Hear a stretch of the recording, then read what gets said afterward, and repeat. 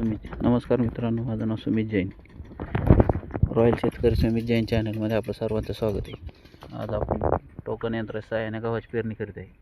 त्याच्यामध्ये आपण वाहन निवडलेलं आहे मैकोचं 7070.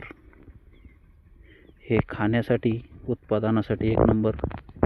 बऱ्याच जणांचे म्हणणं आलं, त्याच्यामुळं आपण ह्या वर्षी चालू वर्षी हे घेतलेलं आहे. त्याची पेरणीची पद्धत आहे 6 इंचाने आपण टोकन यंत्राने करते. एका जागेवर आपले 5-5, 6-6 गहू पडत आहे आणि 1-1 फूट आणि 6 नळ्या टाकून आपण 7व्याच्या 2 फुटाचा गॅप सोडित आहे, ज्याने आपल्याला ऊन बी लागून हवा बी थोडी खेळती राहील. आणि टोकन यंत्राच्या साहाय्याने पेरणी केल्याचा दुसरा एक हे म्हणजे आवरेजला याला चांगलं येते, चांगलं येते आपलं. अशा पद्धतीने आपण एक लाईनीत यासाठी नळी टाकून त्याच्यावर टोकन यंत्राच्या साहाय्याने हे करत आहे. आपली लाईन बी क्लिअर येईल, पेरणी बी चांगली होईल. पण याच्यामध्ये पहिले या रानामध्ये सरकी काढल्यानंतर डबल रोटर करून घेतलेला आहे. त्याच्यावर भिजून रोटर केलेला आहे. रानामध्ये वल खूप चांगली आहे, एवढ्यावरती उगवून येईन अशी हे.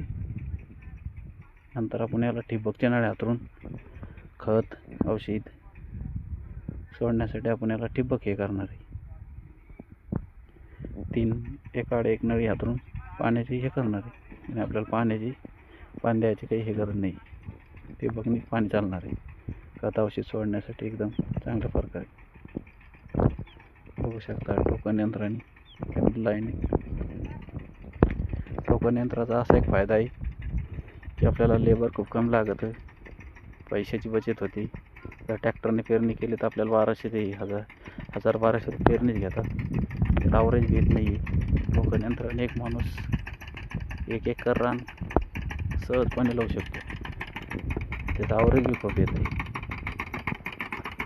6-6 इंचाने बरोबर पडते. अशा पद्धतीने टोकन यंत्र चालवायचं. आपली लाईन बी क्लिअर चालते. आपल्याला टाकायला पण अडचण नाही आहे. हवा खेळते राहते. 6-6 इंचाने बरोबर बी पडते.